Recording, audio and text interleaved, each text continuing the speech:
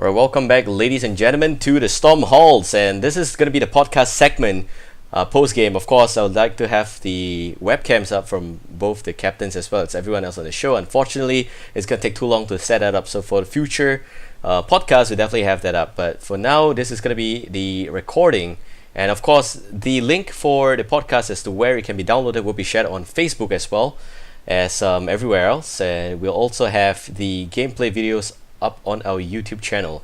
So that said, I'm Babel, going to be the host for this podcast in the Storm Halls, and joining me tonight is Kiro as well as Lunchop, captains of respective teams, Candy as well as Tincan, and joining us as special guest Ray from Candy, who is the drafter for the team, by the way, will share some insight. So hi guys, how you guys doing, man?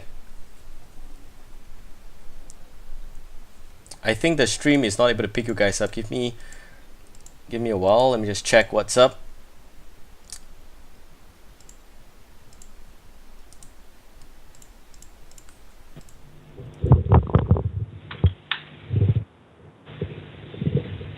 Mic test 1 2. Hello. Alright, good. Now, yep, they can hear you now. So hi guys, and thank you for being a part of the show. Of course, this is the first time that we're doing a stream for C teams, and please let me know any feedback. We'll start with Kiro first. Feedback. Yeah. I think it would be great if we can start on time. Yeah. Yeah. Definitely. Yeah. And So, yeah. anything else Not other really. than starting on time? Okay, I think it's good to explain on my part because the production for this show is the first time we're doing it. So a lot of the overlay were in a mess, and I'm doing a one-man show, so that's a problem. But of course, the next one will be on time at 8 p.m. What about the captain from Tincan? Any feedback for the show? I think the show's great. Possibly involve more teams, as we go along. I think that would be good because I know of a couple of other teams who would be very happy to take part in the show as well. Yeah, beyond that, I can't find anything to complain about. Yeah. Right, good stuff. So, by the way, if you have any friends or if you have the contact of any other teams that like to take part in this showcase match, all they need to do is just send an email to epicgamingtvn@gmail.com. In fact, all of this information will be made available below the stream once I have the chance to do an overhaul next week for all the buttons below the stream. Yeah, but that said, I think without further ado, let's just go a little bit more as to talk to you guys as to where you're from, what you're doing in your real life, and you can maybe also talk a little bit about the rest of your team as well. And for starters, let's hear from Lunchop. I think you founded Tincan quite a fair bit of time ago, right? Did I? Actually, funny story. I wasn't a part of Team Can all the way up until when Heroes of the Storm got launched. Colbert was one of the founding members, but him and another friend from BF Nut actually set it up to kind of scream against BF Nut, really. So everyone started getting into Heroes. We started playing together, and we just adopted the team name, really. Right. And why Tincan? I think insight into the name of the team is definitely one of the most valuable insights you can get in a podcast. Okay, this is going to be a little bit hard to explain. Every time I tried it, no one understands it, so it might be my fault, but I'll give it a shot anyway. It was founded as kind of like the TIN stands for there is no, so it's kind of like a phantom team of sorts. So Ken came into the picture a little bit later, so they kind of just want to signify there is no real team here. It's really just a spoof of sorts. So I don't know how good the explanation is, and it's probably terrible. I apologize. Alright, I understand. Actually, yeah, I can see some attempt at a higher level of meaning there for Team Can. But the logo, by the way, let me show you the logo on the stream now. We have a very exciting looking logo that took you some time, right? I know. I apologize. For those No. who don't know, I got this logo to Babs like 2 hours before the show started. So No yeah. complaints, no complaints. It's like, but this logo looks really, really awesome for some reason. It's a tin can with "there is no" on top of that. So this is the logo. And is there any reason why you decide to literally put a tin can for your logo? Yeah, it just fit on really well. TIN. We do. I don't think the original intention was for it to be named Tin Can, but since it came along, we figured we might as well go along with it. And I gotta say big props to the artist for getting that done. It was entirely voluntary, so shout outs to him big time. Right. Pretty good stuff. And that's it. In Tin Can, how many members do you have now? And roughly how old are you guys? For most of the guys, they are all around the 20 plus minus age range. For myself, I'm a little bit older. We do have one more guy who's also quite a bit more senior than I am. So in terms of total numbers, we have about 8. But one of our main players actually couldn't make this one. He's flying on business. So we run with a stable roster of 6. Really, and we just try to get everyone involved. So age-wise, yes, all quite young guys except myself and another player. His name All in quite game I young believe is Shatime, but I could be wrong. I haven't seen him online in a while. He's in China. Oh, it's French, right? Chatame. Yeah, Oh. that one. He's not French at all. It's about as Singaporean as it He's gets. trying hard. He's trying Yeah. hard. Props to him. That's a Yeah. good start. All right, it's a good stuff. And let me talk to Kiro for now. So, Kiro, your team similarly calls itself Candy, and I realize in your team lineup there's a guy called Candy S. Is he the reason why it's called Candy? It was part of. It was kind of part of the reason we were pushing. I was pushing for everyone to suggest a team name, and no one suggested anything for like 3 days straight. So actually, Maki suggested just type like Candy into the party chat. Then it's like, okay, I'll just take the first suggestion that comes out, and we just decided on Candy. Right. Yeah, it's just a play on Candy's name. Alright, so the poor guy now is pseudo captain for that team. And I understand that in your drafting strategy, you left Ray to be in charge of that, right? Yes. So Ray, since you're here, I don't have to ask him about you. How long have you been playing this game, and how confident are you at drafting against some of the more professional teams? I've been playing this since the bulk majority of C players got invited to Alpha, which was like a few months ago, earlier this year. Mm-hmm. And regarding drafting, I'm actually a bit constrained now in my draft. I can't pick what exactly I want because of the hero pool of some players. Because I can't force them to spend money to buy heroes, so I have to work with what they can pick. Right, So right, I, of course. I can actually draft better, I feel. I see. So you definitely take into consideration of the pool of heroes for your teammates, but roughly, how long do you think it's gonna take you guys as a team for both? This question goes for both Candy and Tincan.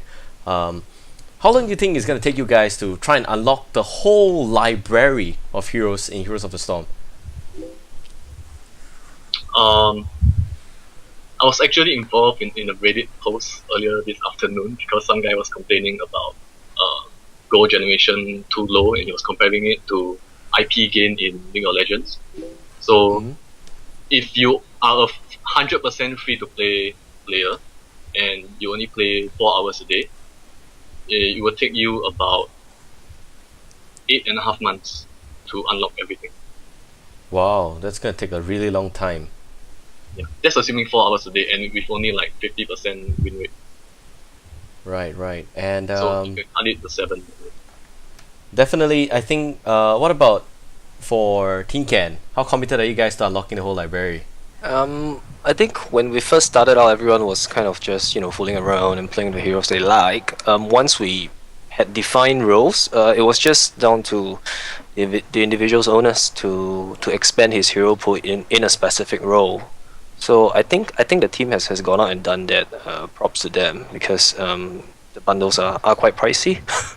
But yeah, if we were to just go free to play entirely, honestly, I don't think I'll last that long in the game. It takes far too long to unlock anything, and I really want my master skin for Nova and Brightwing, so I'm not gonna be spending any gold on heroes for a while. And yeah. I see, I see. Right, and that said, now I think that half the stream really wants to know some of the decision in your drafting. Oh, So no. I think we can actually talk a little bit about that. So let's start with the last game first. I'm gonna pull out the draft here for the last game.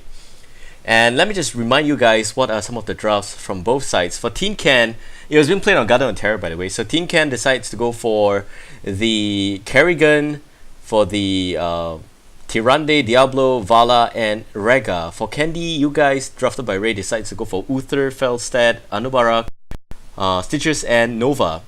So some questions is, definitely first question is for Tincan. What do you think went wrong in the last game? Oh god. The last game, I believe most of the team were pretty down already. To be fair, because we didn't expect to lose that heavily in the first two. But I think the plan really was to just get early game dominance and go for it, which explains our draft. Kerrigan typically is a hero that's very very strong pre-10 and just starts to fall off once level 10 hits. But yeah, I think in all three games, not just the last, my team wasn't quite up to scratch in terms of execution. I don't know why we have to go back and watch the replays to find out. But I think as far as drafting is concerned, by the third game, it was more comfort picks really. It was more who we could play well, who we know, which heroes we know far better than the rest of the pool. Personally, for me, I actually don't have that much play with Diablo, but at least from my recollection right now, I think out of the three games, Diablo was probably the more consistent one. Besides the other two warriors that I do, but yeah, drafting wise, I think by the third game we just went for comfort picks, unfortunately. Right. And Ray, when they picked up the Kerrigan Diablo, you decided to go for a very interesting pick on Anubarak as well as Stitches after that. So, what can you run us through your mind as to why you decided to draft like that in this third game? I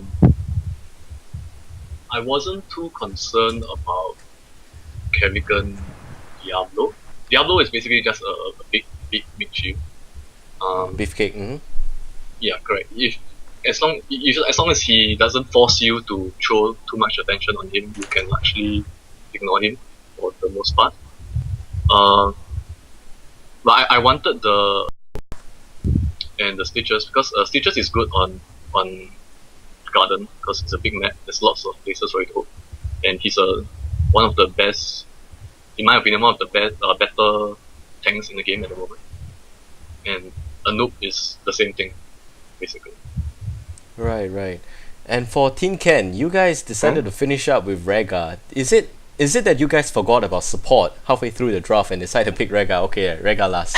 Or what? And also, one other question for you guys is, why did you pick Tyrande in Garden of Terror? Specifically Tyrande.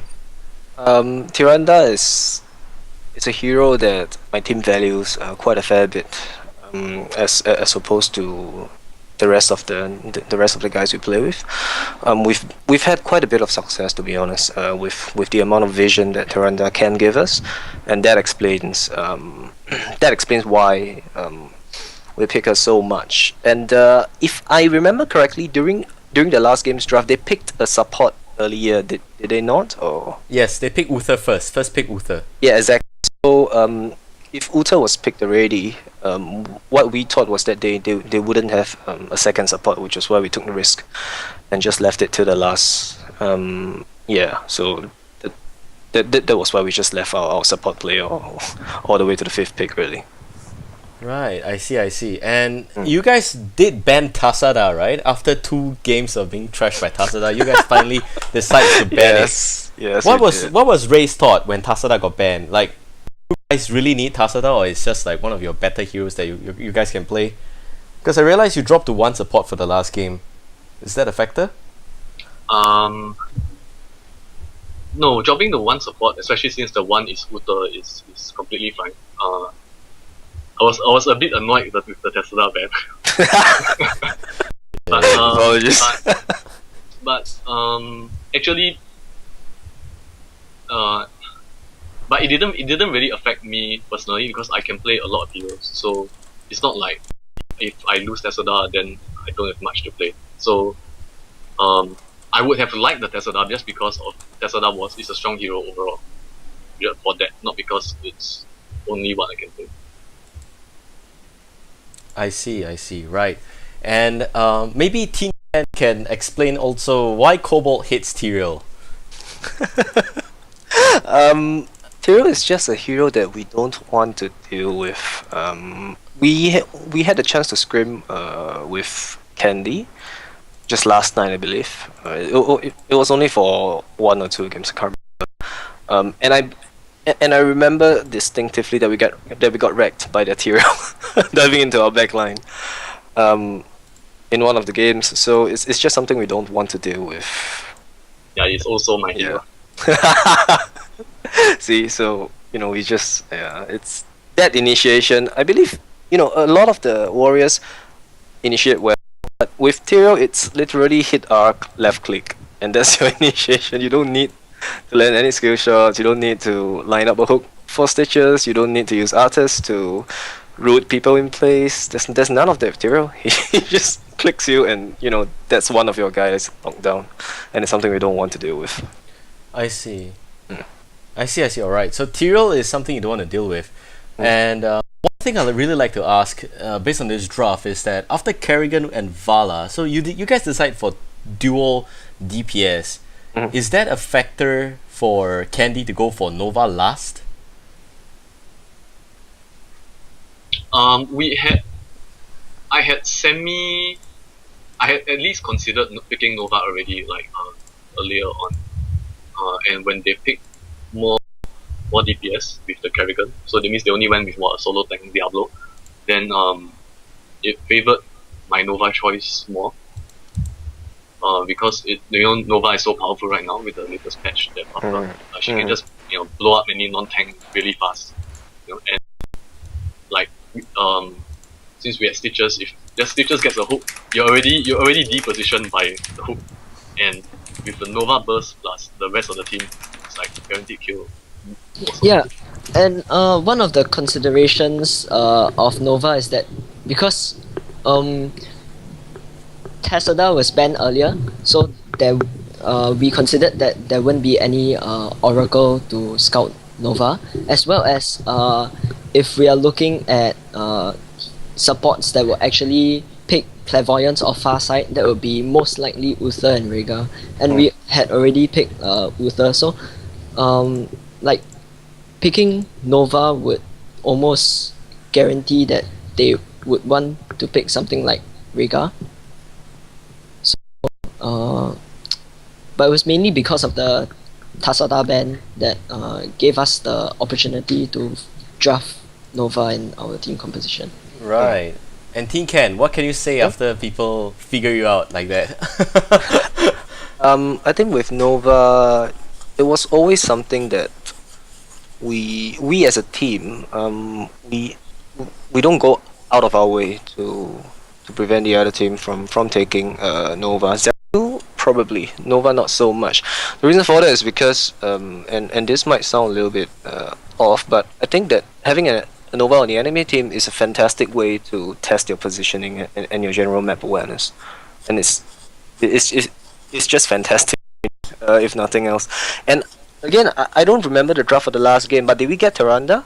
Yes, you guys did, right? Yeah, that with Shadow Stock, basically every 30 seconds and lower cooldown. If you can hit your owls, you do have vision to control Nova. Granted, in that game, I don't think we did it that well, but I'll need to go back and watch the replay for this. But I don't think Nova was the big factor in that game. It's probably more on our side, just being unable to focus down targets that we want. Yeah. It's like there were some team fights that I think that were taken quite well by Candy. You guys Oh, were just God. not able to kill the Anoop. Anoop burrow strike away. Then Yeah. Stitches is just too thick. You went on Kiro 3 times, and Kiro pulled off the big 5-man Divine Storm. And every Yeah. single Divine Storm after that hit at least 2 or 3 targets. And Did I hit Divine Storm? No. I'll have to watch the replays he for hit that. Divine Storm, yeah. Yeah, And yeah. you were being a factor, definitely. You were being very annoying in the front lines as Diablo. But yeah, so in general, is there any way that you think that you could draft this better for Garden of Terror? And any advice for people who want to play this game competitively on Garden of Terror? What are some heroes that you would, in your opinion, pick up and avoid? We'll On start my with side, yeah. your side first, for sure. Alright. Tincan. For us, I think Gun of Terror, yes, it's a very big map, and I think most of the times when and this applies to the game in general. Really, you don't lose you rarely lose the game, especially in the mid stages, because you lost 1 or 2 team fights. It's always the loss of objectives that follow that follow after the lost team fight. So you need to put a really big emphasis on objectives. Pre-10 lane experience is also quite important, but I would think that post-10, objectives have to come first.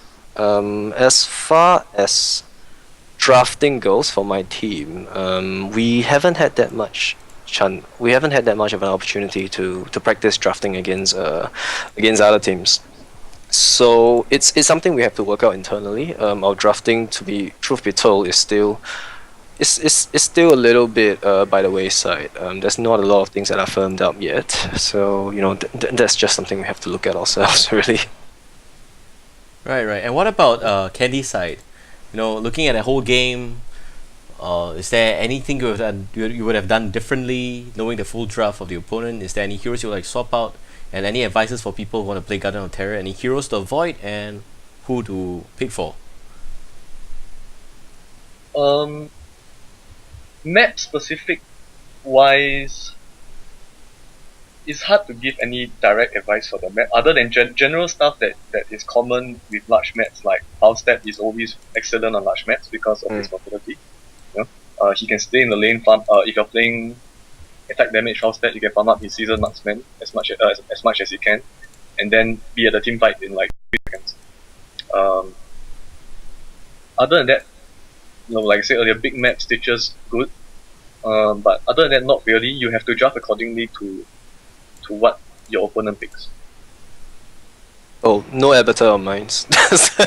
That's the only one that I can think of with for huge no-goes.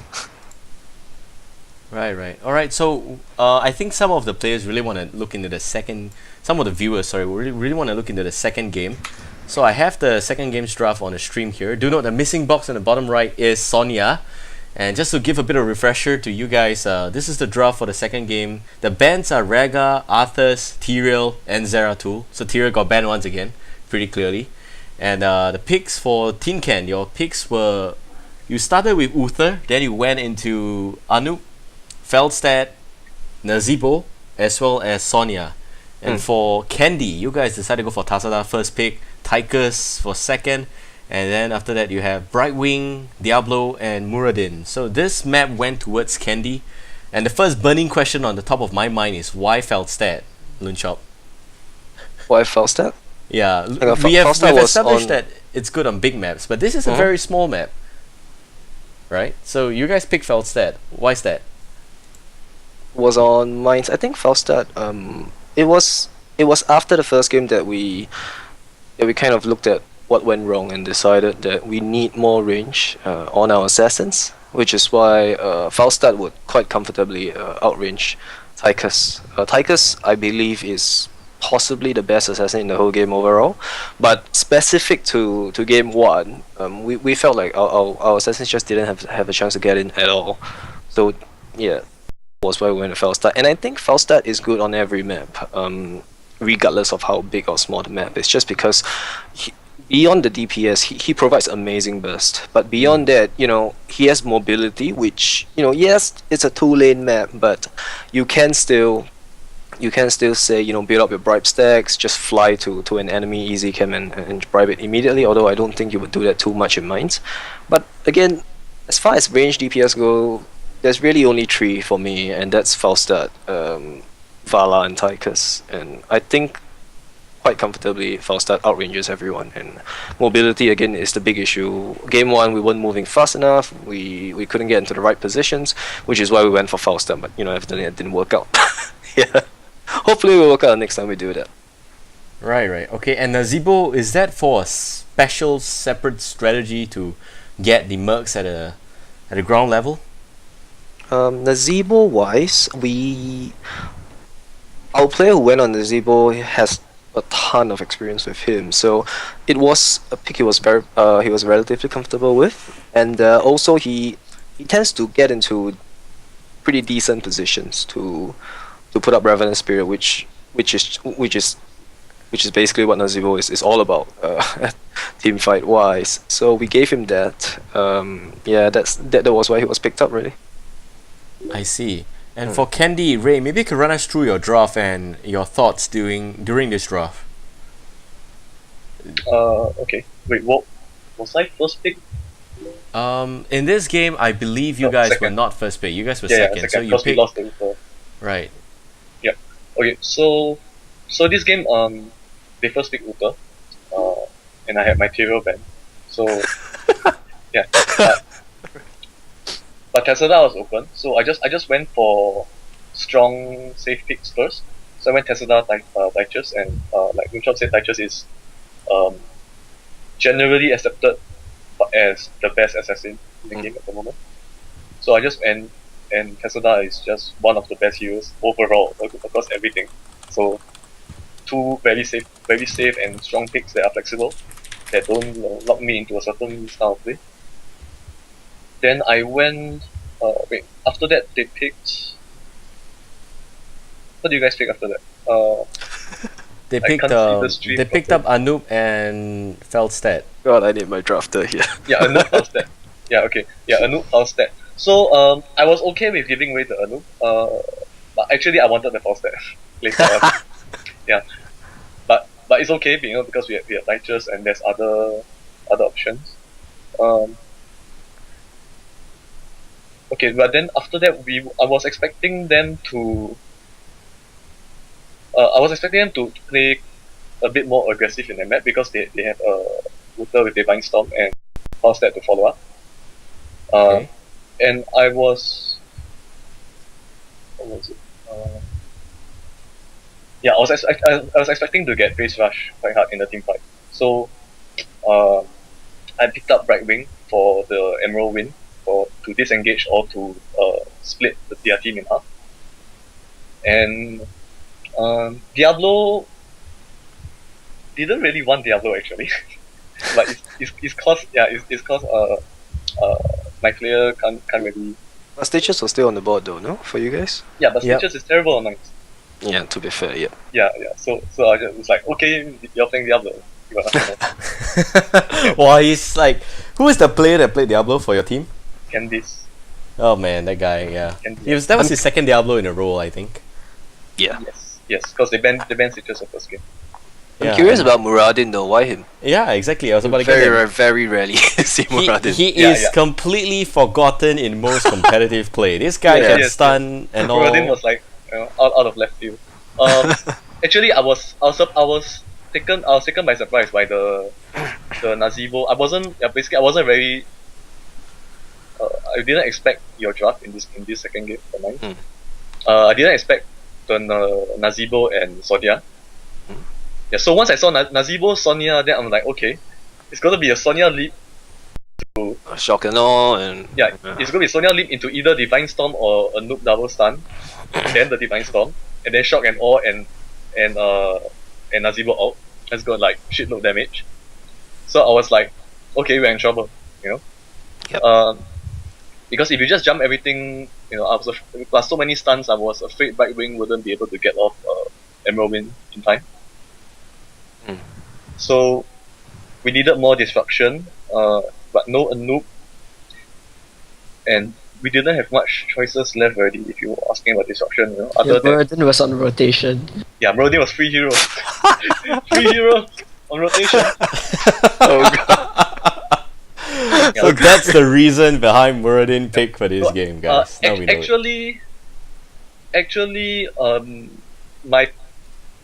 my preference to counter Nazeebo is Tirande. Yeah, you can drop a stun on him from Yeah, quite especially far once away. once you hit, I think it's 13. You get the extended range Luna Flare. As long as you save your arrow, you are going to stop the ult. Yep. You are going to stop it. He will get like 2-second channel maximum, and 2 seconds of the ult it won't do that much. So I wanted to pick Tirande, but we already got Tesla Brightwing, so I'm like, I can't pick the Tirande. Yeah, it would have been a bit overkill. For the support. It will have weakened us in other areas that is not worth it. Picking a Tirande just for the Nazeebo. Then we die to the other 4. Right. So I was like, okay, so who else has a stun on the bot? Then okay, Muradin, just do it because Muradin has rewind. A lot of people might not play it that way, but Muradin with rewind can, 2 jumps, 2 stuns, 2 thunderclap. Yeah, it's actually decent. I played him to 5 today. He's not as bad as I thought he would be. Yeah, Muradin is really bad when you're talent gated, but once terrible, once he's 4, he's a lot better. Alright, so last question for both teams here, alright, for drafting, with regards to drafting. I realized that both teams don't really go with specialists. Not much Abathur. You don't really have Zagara. Nazeebo was the one and only exception coming out from Tincan. Is there any specific reasons? Do you think that specialist is currently not viable for competitive play, or you think that your players are not able to do the specialist job as well as they should? Not on rotation. Right. It's okay. Yeah, go for it. Go for it. Yeah. Okay. If you pick a specialist, especially Nazeebo is not really a specialist. To me, Nazeebo is assassin. In terms of the role in the game. If you pick a specialist, especially those that are more that summon creeps, summon creatures, like Zagara or Abathur, or sometimes Esmodan for whatever reason, or even Gesto.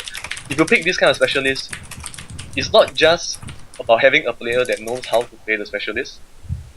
It's about the other 4 people in your team need to know how to play with only 4. Because for the most part, early game specialists don't add anything to the team fight. Barely even do anything. Other than Zagara Hydralis, that's all. Right. So people who are not accustomed, if the other 4 guys are not accustomed to playing one man down, they are gonna get destroyed in team fight because they are used to engaging 5-on-5. Yeah, I think the biggest problem with specialists right now in the game, for me at least, is not because they're underpowered. It's because you need to build a team around them. Correct. It just leaves you with no other options. I mean, yes, there are some specialists that can work. Hammer pre-nerf. I don't think there's a place for her in competitive play anymore, unfortunately, right now. Actually, I got some ideas for Hammer, but I want to try it in pub games first. We actually lost to a team with Hammer before. They did a very interesting comp. Basically, they just ran around Rome S5 and picked up all the objectives that they wanted. We couldn't get in because Hammer was spec mines, and they had a Diablo who would just spew lightning at us the moment we went in, and they just had, I can't remember the full extent of the team, but they just had so much CC that we couldn't fight them, and we had no stitches. So again, that's in part play, but that's one of the ways you can use her. But beyond that, really, specialists in this game, I think they're in a weird place. I like the idea of having them, but I agree with Ray. There's too much you need to bring them into the game and to protect them pre-10, and to make sure your team doesn't fall behind that. More often than not, it's just not worth it, especially when you're drafting. Yeah. They are viable, but you have to play differently. Whereas if you play a non-specialist, you more or less have the certain base strat or formula that you play this mobile game. But when you play a specialist, it's different. You have to play differently, and you just need practice for that. they are viable, Right. but teams need to practice, and like my team is a very young team, so we don't have we formed like what 2 weeks ago at the most. Yeah, so we need in due time probably we'll try to rotate in specialists into our drafts, but we just need more practice. Yeah.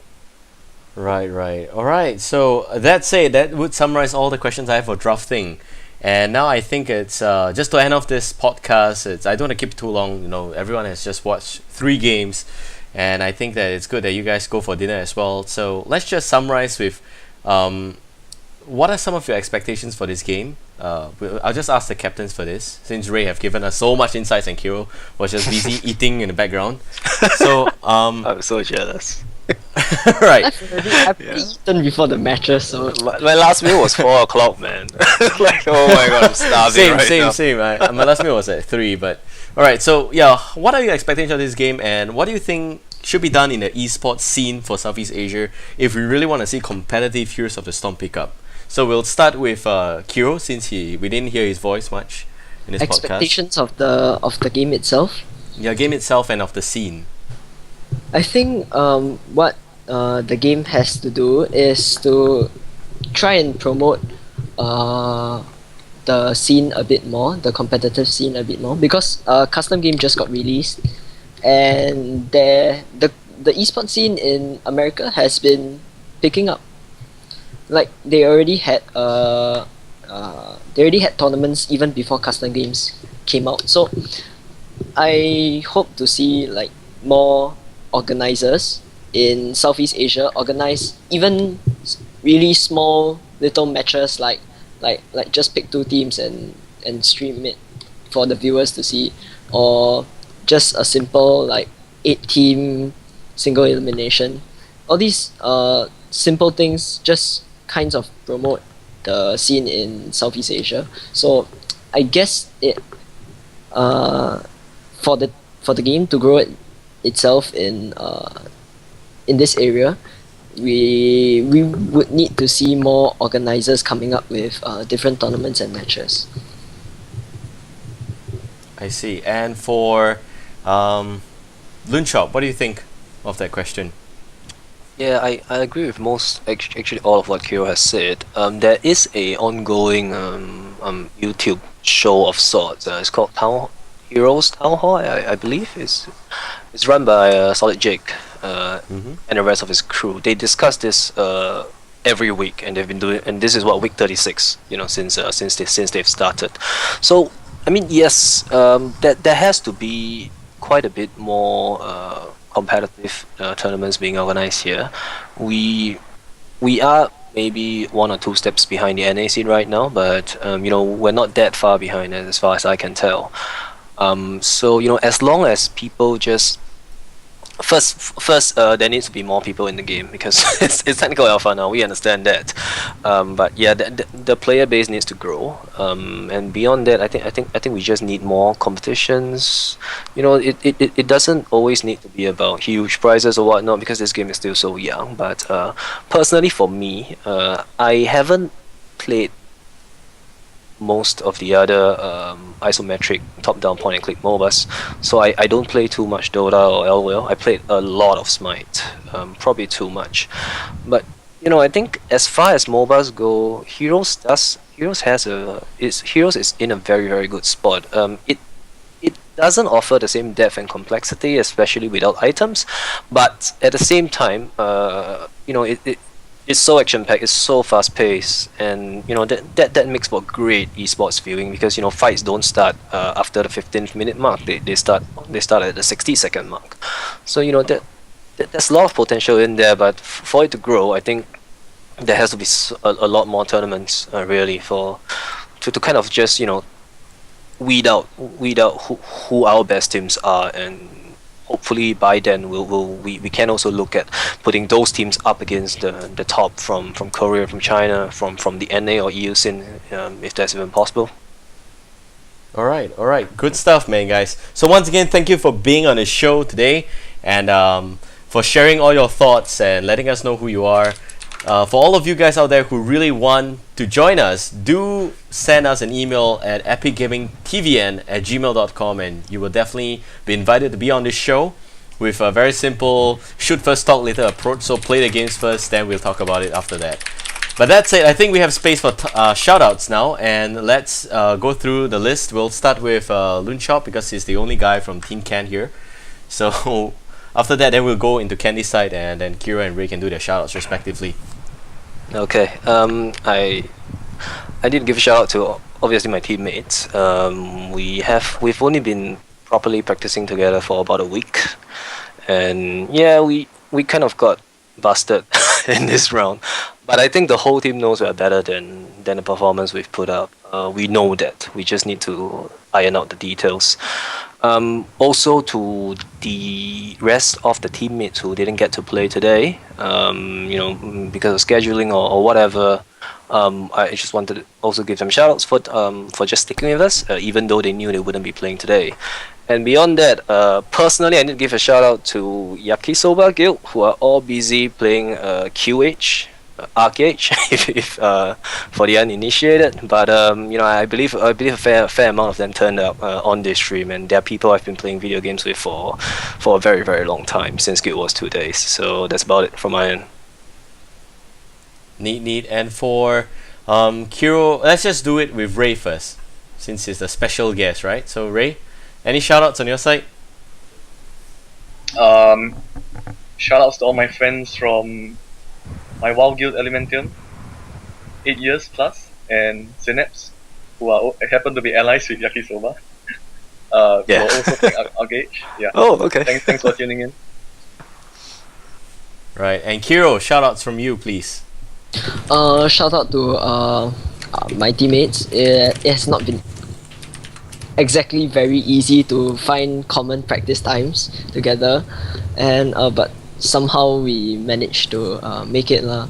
Then shout out to the people who are supporting us as well, and we will try and we will try our best to play and win against the Philippines people next week as well.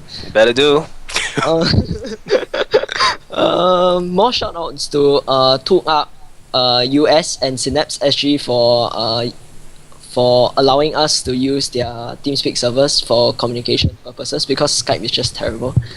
And for those people who are in Singapore, 3 of our team members would be actually going to Game Start and playing a Heroes of the Storm show match against Zeti's team, and that will be held on Sunday at 11:30 a.m. So if you're free, do drop by, and we won't be playing under the tag, under the team name Candy, because Candies won't be there. Yeah, so do look out for us. We'll be glad to meet up with you guys and chat a bit there. Yep. And finally, thanks to EGTV for hosting this show match altogether. Alright, thank you guys for being a part of this podcast, and I think I'm gonna run out the show. So once again, thank you all viewers for tuning in. Shout out to my family for being great support as well, and definitely do tune in every single Friday night, 8 p.m. sharp. If you want to be part of this show, all you need to do is just send us an email at epicgamingtvn@gmail.com. We hope to grow the scene together. We hope to get more teams in here, and of course Tincan, we welcome you to challenge the resident champion. It may not be Candice next week, but yeah, just the resident champion every 2 or 3 weeks. So don't worry about it, just train up, and we hope you guys we look forward to your better performance next time around. So have a great time and have a good weekend. By the way, Sunday I will also be at Game Start shoutcasting the show match there at 11:30 a.m. So do swing by, say hi, and yeah, it's a huge shout out to all for allowing me to do that at GameStart, as well as Blizzard for doing that. I hope you guys wear some ear protection because I'm just such a screamo. So yeah, have a great weekend guys, and see you again for the Storm Hall Showcase next Friday 8 p.m. This channel will go live again at I think Tuesday. Yeah, we'll go live again Tuesday 8 p.m. for Strife Smackdown, our first ever episode to showcase I think 2 teams, PKG Storm and Galaxy. So just be there if you are a fan of either of those teams, as well as be there if you want to know what Strife is up to. We have got some pretty good tournaments in the way for Strife. But that's it. So shout out to Blizzard for allowing me to do this, as well as the Heroes of the Storm team from Asia Soft. Have a great weekend, guys. See you again next week. Goodbye. Cheers, see you guys.